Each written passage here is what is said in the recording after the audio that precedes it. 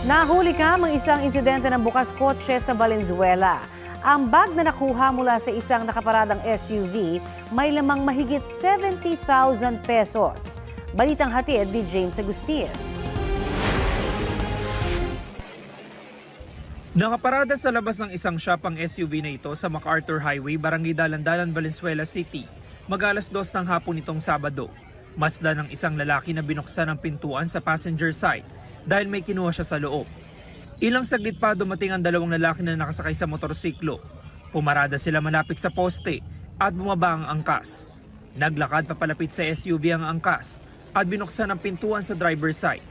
Kita na may hawak na siyang bag tsaka mabilis na sumakay sa motorsiklo. Sa dashcam video ng SUV, kita ang paghinto ng dalawang riding in tandem. Ang angkas sumili pa sa bintana ng sasakyan bago mabilis na kinuha ang bag. Ayon sa may-ari ng sasakyan, may kukunin lang sana sila ng kanyang asawa sa shop noong mga oras na yon. Kasama raw nila ang unang lalaki na nagbukas ng pinto sa passenger side.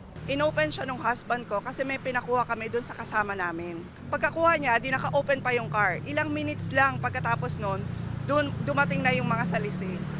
Magbabayad sana yung asawa ko, tapos na-realize na, yung bag ko. So babalikan niya sana doon sa car kagad. Pero nung pinuntahan niya, wala. Natangay ng mga sospek ang bag na naglalaman na mahigit 70,000 pesos na cash, iba't ibang card at mga susi. Sabi ko nga kahit 1,000 lang yun, masakit pa rin sa amin eh. Kasi hindi naman pinupulot yun, di ba? Pinaghihirapan yun eh, kaya unfair talaga eh. Nai-report na ang insidente sa Valenzuela City Police Station na patuloy ang isinasagawang back at forward tracking sa mga kuha ng CCTV.